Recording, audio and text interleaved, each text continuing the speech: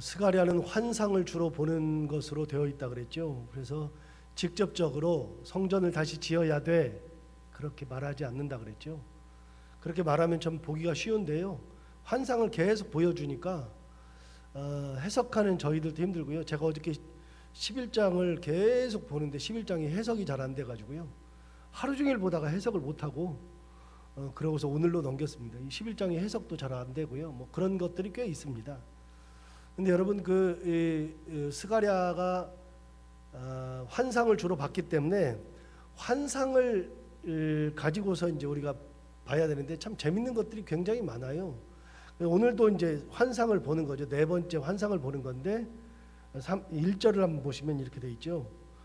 대제사장 여호수아는 여호와의 천사 앞에 섰고 사탄은 그의 오른쪽에 서서 그를 대적하는 것을 여호와께서 내게 보이시니라 그랬는데, 여러분 우리가 알아야 되는 이름 중에 하나가 대제사장 여호수아잖아요. 대제사장 여호수아는 이미 제가 며칠 전에 설명드린 것처럼 바벨론에서 포로 생활하다가 포로 귀환이 1차, 2차, 3차에서 이루어지는데 1차 귀환할 때 스룹바벨이 총독이 돼가지고서 그 사람들을 데리고 오거든요. 약 5만 명, 49,500 몇 명이 돌아오는데, 그렇게 5만 명 정도가 돌아올 때에 당시에 총독은 스룹바벨. 그래서 에스라 1장부터 6장에 나오는 것 속에서 스룹바벨이 성전 짓는 얘기가 나오는데, 그때 스룹바벨과 함께 돌아왔던 5만 명 중에 우리가 전혀 생각하지 않았던 사람 중에 한 사람이 바로 여호수아라 그랬는데, 여호수아는 같이 돌아왔던 대제사장. 그래서 대제사장이 등장하기 시작하는 것을 어디서 알 수 있느냐면, 물론 에스라에서도 알 수 있는데 에스라에서는 대제사장이 여호수아가 잘 드러나질 않아요. 에스라에서는 스룹바벨이 주로 등장하고요. 그리고 스가랴에서는 여호수아가 많이 등장하죠. 예수아라고 하기도 하고 여호수아라고 하기도 하고. 그 여호수아에게 나타난 하나님의 환상인데, 그 환상이 재밌어요. 여호수아가 누구 앞에 있냐면 천사 앞에 있어요. 1절에 보면 여호수아는 여호수아의 천사 앞에 섰고 사탄은 그의 오른쪽에 서서 그를 대적하죠. 천사 앞에 서 있는 여호수아를 사탄이 오른쪽에 서 가지고서 괴롭혀요. 대적하고 있어요. 그것을 여호와께서 내게 보이셨다. 그 말은 뭐냐면, 여러분 스가랴가 딱 보니까 여호수아가 괴롭힘을 굉장히 많이 받고 있어요. 무슨 말이에요? 돌아와서 성전을 지으려고 그러는데 그들이 돌아온 거는 이유가 딱 하나밖에 없어요. 성전을 지으려고 돌아온 거잖아요. 성전을 지으려고 돌아왔는데, 이미 말씀을 드린 것처럼 그들이 성전을 지으려고 돌아올 때 70년 동안이나 바벨론에 살았으면 거기에서 자리를 잡았지 않겠어요?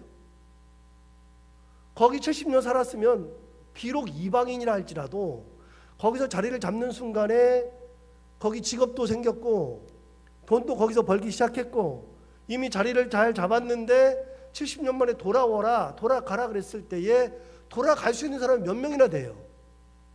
잘 안 돌아가요. 자리를 잡았으니까. 그런데 그들이 돌아왔어요. 돌아오는데 왜 돌아오느냐? 성경은 에스라에서 그 이유를 말씀해 주세요. 왜 그들이 돌아오느냐? 이유가 뭐냐? 하나님께서 그들의 마음을 감동시키신 거라고요.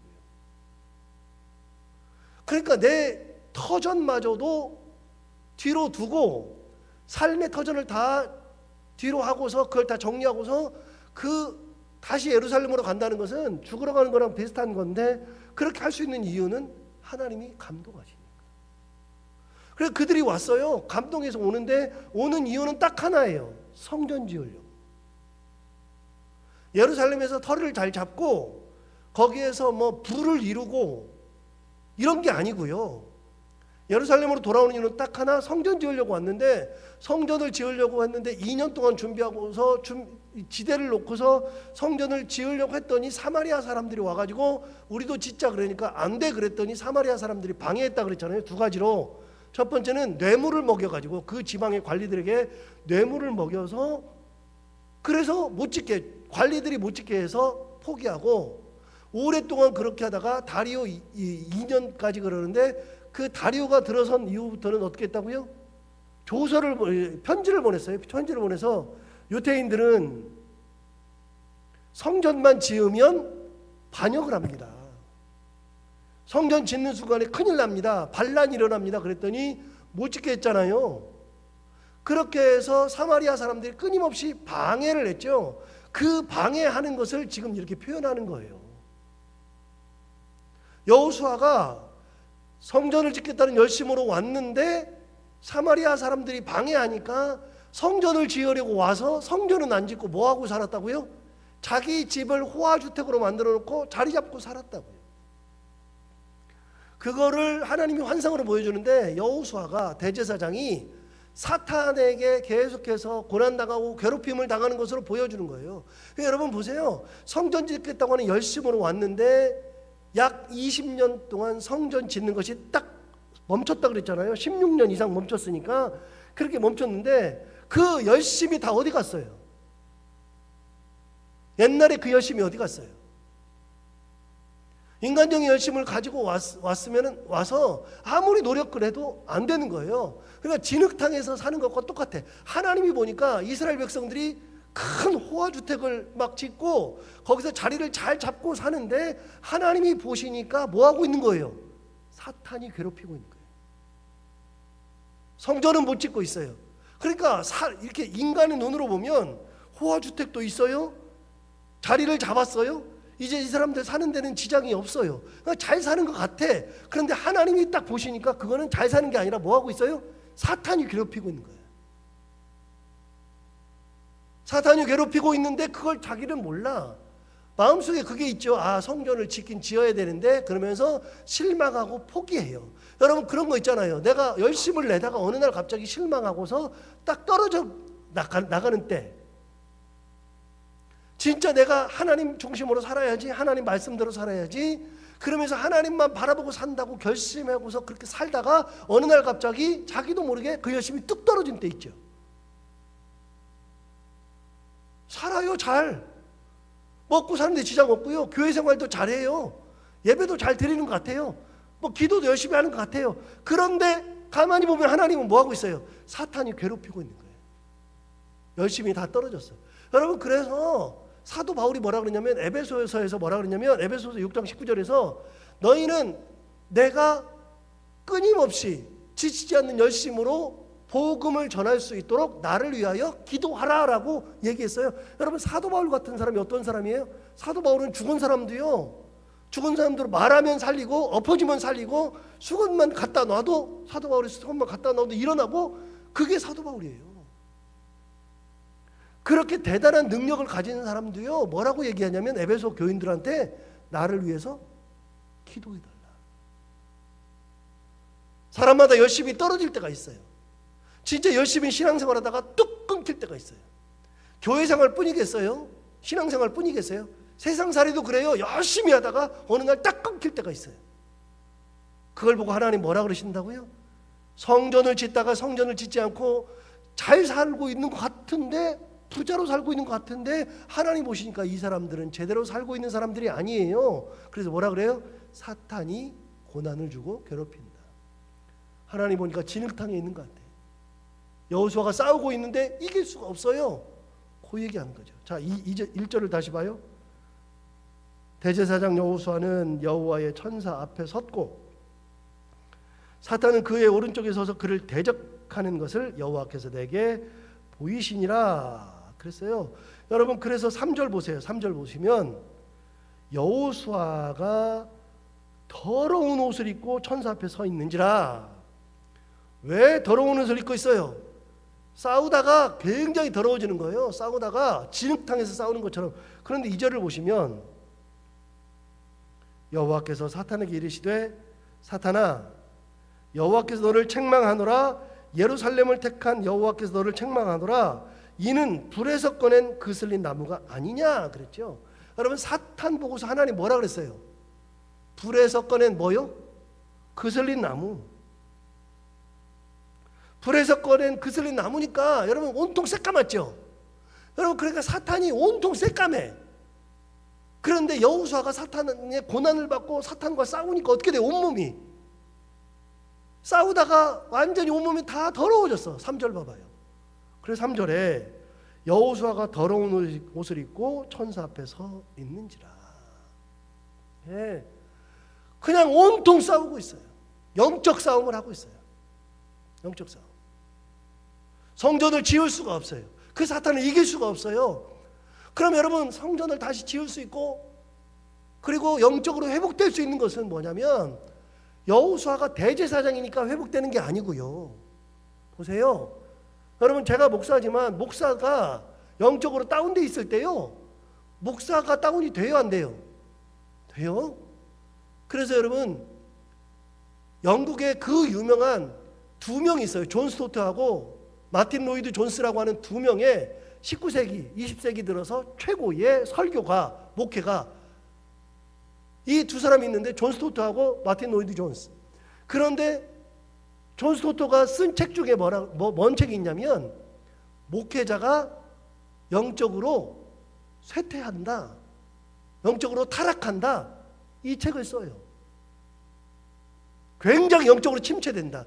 그러면서 그분은요, 목회자가 영적으로 침체되면 현상들이 나타난대. 이런저런 현상들이 나타나고 이런저런 일에 신경을 쓰고. 그러니까 목회자가 영적으로 타락하거나 영적으로 침체되면요, 하나님을 보지 않고 자꾸만 세상을 보기 시작해. 똑같죠. 목회자가 영적으로 침체하면요, 교회에 관심이 없고 딴 일에 관심이 많아. 목회자가 영적으로 침체하면요, 성경을 봐도 이해가 안 될 뿐만 아니라 성경을 쳐다보지 않아요. 자꾸만 딴짓을 해. 그리고 결정적으로 목회자가 영적으로 침체하면 유혹이 많아진대. 유혹이 굉장히 많아져요. 어떤 유혹이든지, 그게 무슨 돈의 유혹이든지 여자의 유혹이든지 아니면 권력의 유혹이든지 다른 것에 대한 유혹이든지 유혹이 굉장히 많아서 거기에 다 타락한대요. 여러분, 마틴 로이드 존스가 그 책을 썼는데, 그 책에서 뭔 얘기하냐면, 특히 목회자들은 주일날 오후가 되면 설교 다 끝나고 성도들이 쫙 빠져나간 교회를 보면 굉장히 우울증 비슷하게 뭔가 그냥 침체가 딱 된대요. 그걸 벗어나야 된다, 그런 얘기인데, 저는 사실 안 그래요. 주일 오후 되면 그렇게 좋아요. 야, 오늘도 하나님 은혜 가운데 다 끝났다. 왜 그래요? 요즘 제가 영적 상태가 좋거든요. 영적인 상태가 좋으면요, 감사가 넘치는 거예요. 근데 목회자가 영적인 상태가 침체되면요, 그걸 목회자니까 벗어나는 게 아니라 어떻게 벗어나요? 여러분, 목회자니까 영적인 침체를 벗어나고, 목회자니까 뭐 은혜가 충만하고, 그렇게 세상에 어디가 있어요? 여러분, 이 세상에 있는 교회들을 보세요. 많은 목사들, 타락하는 목사들 보세요. 목회자니까 타락 안 해요? 다 하죠. 다 하죠. 여러분, 그런데 어떻게 하면 돼요? 그걸 벗어나려면요, 오늘 얘기하잖아요. 여호수아가 아무리 해도 안 돼. 사탄하고 막 끝까지 씨름을 했어. 씨름해가지고서 어떻게 했어요? 이겨내는 게 아니라 자기만 더러워져. 계속해서 더러워져요. 그럼 어떻게 하면 이겨내요? 세상살이 할 때, 여러분, 세상살이 할 때 어떻게 하면 세상을 잘 살아요? 죄를 이기는 방법이 있다 그랬죠. 죄를 짓지 않는 방법이 있다 그랬죠. 첫 번째, 죄를 짓지 않는 방법은 죄를 멀리하는 거예요. 죄를 죄 지으면 안 돼. 이거 큰일 나. 그런 방법이 있고, 또 하나의 방법 뭐라고요? 하나님의 은혜를 힘입으면, 은혜가 차면, 죄가 오면 쳐다도 안 봐.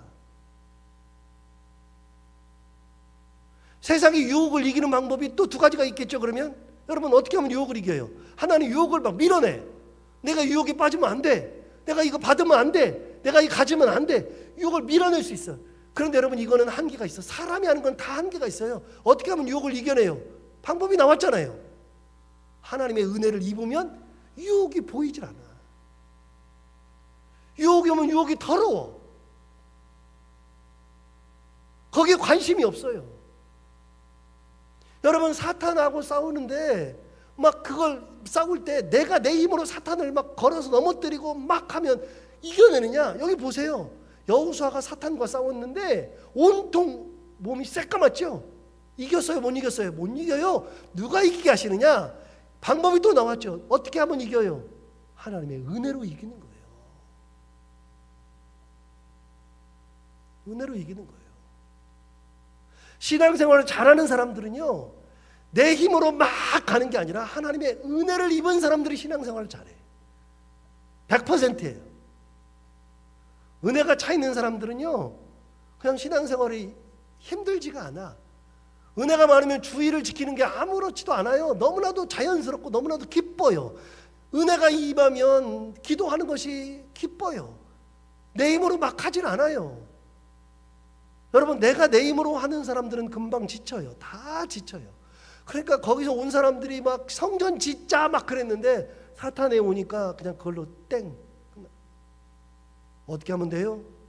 은혜가 임하면 돼. 하나님께서 도와주셔야 되는 거예요. 보세요. 하나님께서 도와주시잖아요. 3절을 보세요. 2절을 보세요. 2절 보시면 이렇게 되죠. 여호와께서 사탄에게 이르시되 사탄아 여호와께서 너를 책망하노라. 예루살렘을 택한 여호와께서 너를 책망하노라. 이는 불에서 꺼낸 그슬리 나무가 아니냐. 여러분, 여호수아가 아무리 씨름해도 안다는데 하나님께서 뭐라고 하신다고요? 이렇게 얘기하잖아요. 사탄아 여호와께서 너를 책망하노라. 예루살렘을 택한 여호와께서 너를 책망하노라. 하나님이 책망하시면 돼. 너 불에서 꺼낸 그을린 나무의 빛밖에 안 되는 것이 어디서 감히, 여러분 불에서 그을린 나무는 뭐에다 써요? 다 그슬로 써요. 그걸로 가구를 만들어요? 그걸로 도대체 뭘 해요?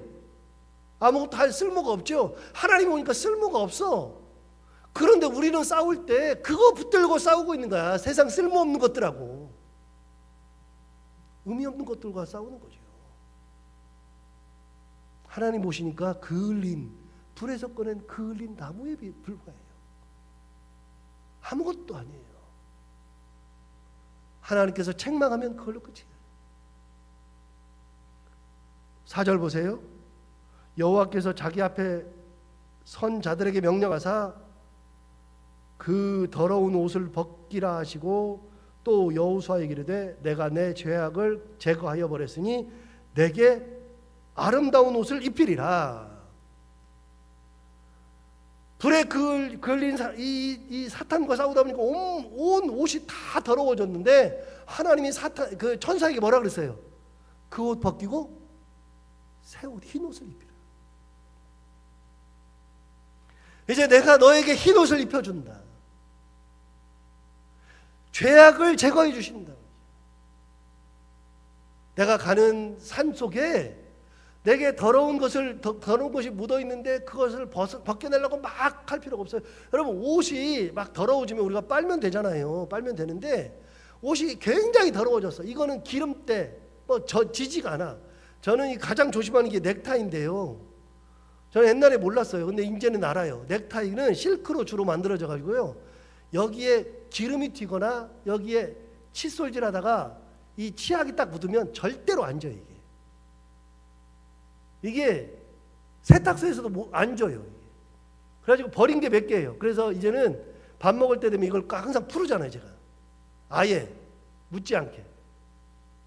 여러분, 이거를 아무리 빨아도 안 되죠. 묻은 거, 새까만 거를 빨아도 안 돼요. 새까만 거를 우리가 깨끗게 할 수 있는 방법은 빨아도 안 되는데 깨끗게 할 수 있는 방법은 딱 하나예요. 새 옷 입으면 되잖아. 새 옷은 누가 사줘요? 하나님이 사주시고요. 하나님께서 입혀주신단 말이에요. 그을린 거를 바꿔주시는 분이 하나님이에요. 내가 세상에서 상처 있고 고난당하고 어려움이 있고 사람들에게 다치고 하는 일마다 어려움이 있어가지고 괴로워하고 있을 때 거기에 치여가지고 내가 온몸에 상처일 때 그 상처를 만질 때 사람들이 아무리 만져도 안 만지는 거 하나님께서 깨끗하게 해주시면 그걸로 되는 거라니까. 안 돼요. 사람의 열심으로 잘 안 돼요. 대부분 그러잖아요. 열심으로 해도 잘 안 되죠. 저는 애시당초 알아요. 목사가 열심히 막 사람들 불러내봐야 안 된다는 걸 알아요. 누가 가장 잘하느냐면요, 성도들 중에 은혜 받으면 잘하는 거예요. 하나님의 은혜가 임할 때, 자발적으로 하나님 앞에 나올 때가 가장 좋은 교회고 좋은 신앙생활이에요. 목사가 불러내가지고 나오세요 그래서 나오는 교회는요 별로 좋은 교회가 아니야. 저는 꾸준히 기도하고 말씀 선포하고 성도들은 그 말씀을 듣고 은혜 있고 하나님의 은혜의 새 옷을 입고 하나님 주신 은혜의 옷을 입고 기쁨으로 나와서 봉사하고 예배하고 교제하고 섬기고 사랑하고 그래야 된단 말이죠. 오늘 하나님께서 새 옷을 입혀주시죠. 상처 입고 힘든 우리 여호수아에게. 자, 보세요. 5절을 보세요. 5절 보시면 내가 말하되 정결한 관을 그의 머리에 씌우소서 하매 그 정결한 관을 그 머리에 씌우며 옷을 입히고 여호와의 천사는 곁에 섰더라. 여러분, 여호수아가 한 마디 더 있어요. 하나님, 나 관도 하나 씌워주세요 그랬죠. 정결한 관을 씌워주소서 그랬더니 하나님이 관 씌워줬죠. 옷도 입히고 관도 씌워주셨는데 누가 옆에 있어요? 천사가 옆에 있죠. 천사가. 그러니 여호수아가 이제 새 사람이 되는 거예요. 성전을 건축할 마음이 생기는 거예요. 드디어 자발적으로 할 수 있는 열심이 생기는 거예요. 옛날에 바벨론 강가에서 하나님의 부르심을 받아서 5만 명이 올 때 그 마음이 사마리아 사람들 만나가지고서 완전히 사탄이라고 표현하는데, 사마리아 사람 만나서 다 무너지고 열심히 다 사라졌는데 하나님께서 다시 그 옷을 깨끗하게 해주시고 정결한 관을 세워주셔서 새 사람을 만들어 주시는 거죠. 새 사람을. 자, 이제 하자. 이제 할 수 있다. 다시요. 여러분, 성전은 누가 지어요? 하나님이 지으시는 거예요. 교회는 누가 세워요? 하나님이 세우시는 거예요. 가정을 누가 이끌어가요? 하나님께서 이끄시는 거예요.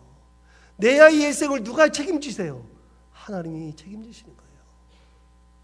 내 아이가 상처받고 온갖 옷이 더럽혀져 있을 때 그 옷을 벗기시고 새 옷을 입히시고 정결한 관을 씌우셔서 이 아이를 새롭게 만들어 주신 분도 하나님이시고 그 아이 일생을 책임지시고 끌고 가시는 분도 하나님이세요. 하나님이 새 힘을 주신 거죠. 새 힘을. 자, 7절 봐요. 만군의 여호와의 말씀에 내가 만일 내 도를 행하며 내 규례를 지키면 내가 내 집을 다스릴 것이요 내 뜰을 지킬 것이며 내가 또 너로 여기 섰는 자들 가운데에 왕래하게 하리라. 이 무슨 말일까요? 여러분 보세요. 네가 만일 내 도를 행하며 내 규례를 지키면, 하나님이 조건 달았는데 조건이 뭐냐? 네가 내 명령, 내가 내 도를 행하고 규례만 지키면 된다. 자, 보세요. 여호수아가 대제사장이에요. 대제사장이 뭘 해야 돼?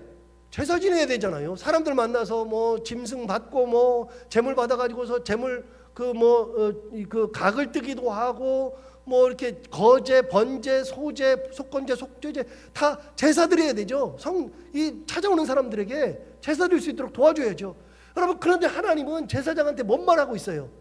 네가 제사를 잘 드리면이라고 하지 않잖아요. 뭐라 그래요? 내 도를 행하며 내 규례를 지키면. 무슨 말이에요? 말씀대로만 살아라, 그 말이에요. 제사장들한테.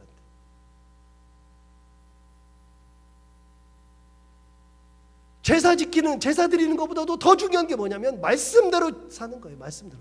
도를 행하여라. 규례를 행하여라. 여러분, 신앙생활하는 우리 똑같아요. 우리 똑같아요.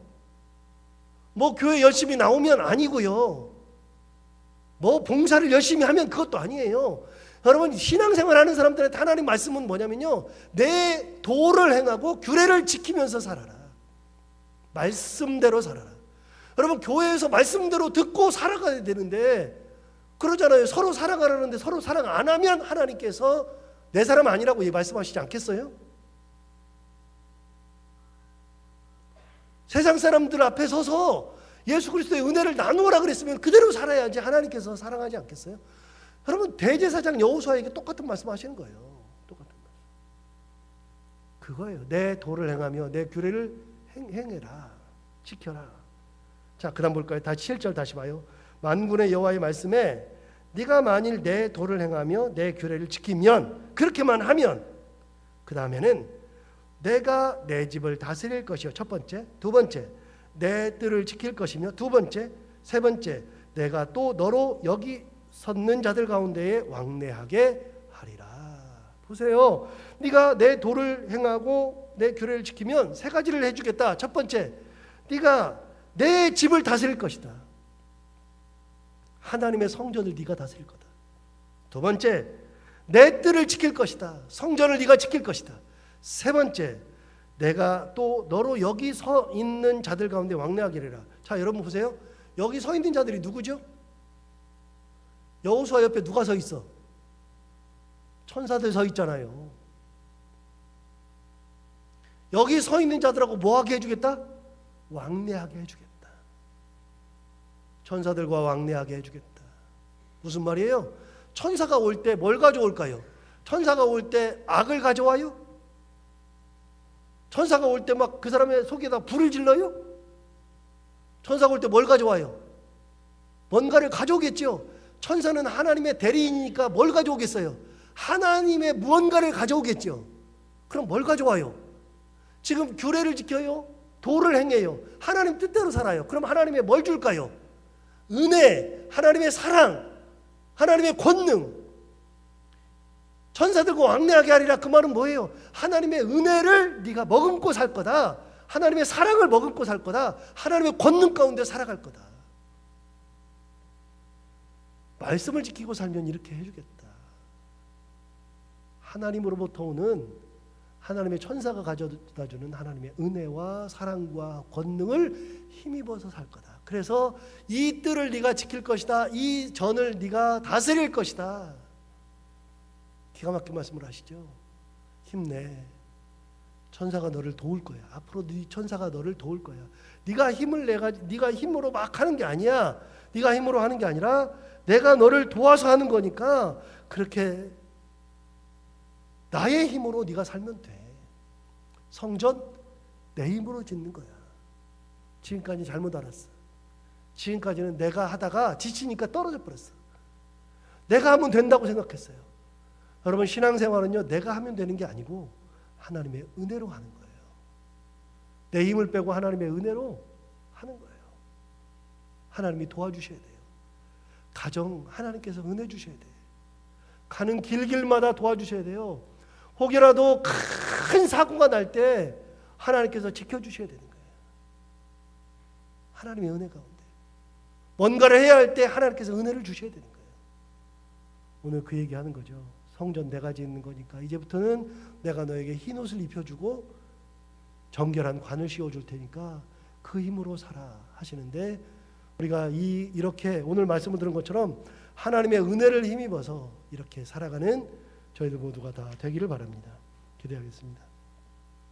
하나님 아버지, 오늘도 귀한 말씀을 은혜 주셔서 감사합니다. 이 말씀 얼마나 은혜가 되는지 제가 설교를 준비하면서부터 하나님께서 그렇게 여호수아를 지켜보고 계시는군요. 여호수아가 사탄과 싸워서 온 옷이 다 더럽게 될 때 하나님께서 다 보고 계시는군요. 그 사탄을 보면서 불에서 꺼낸 그을린 나무라고 말씀하실 정도로 아무것도 아닌데 우리는 그런 헛된 것을 붙들고 살아가는군요. 그렇게 이런저런 생각이 참 많이 들었습니다. 하나님 아버지, 어떤 순간이 되어도 우리 가정에서나 우리의 삶에서나 우리 교회에서나 어느 곳에서나 하나님의 은혜를 누리며 살아가게 하여 주옵소서. 천사와 왕래하게 하시고 천사가 가져다주는 하나님의 은혜와 하나님의 사랑과 하나님의 권능을 힘입어서 살아가는 저희들 되게 하여 주옵시고, 우리가 힘을 빼고 하나님의 은혜를 힘입어서 신앙생활하고 하나님의 말씀대로 살아가는 귀한 저희들이 다 되게 하여 주옵소서. 하나님 아버지, 오늘도 하루를 살아갈 때 이 말씀을 기억하며 살게 하여 주옵시고, 해야 되는 것들 기쁨으로 잘 감당하게 하시고 만난 이들과 함께 웃고 행복한 하루를 보내게 하여 주옵소서. 예수님 이름으로 기도하옵나이다. 아멘. 나라 민족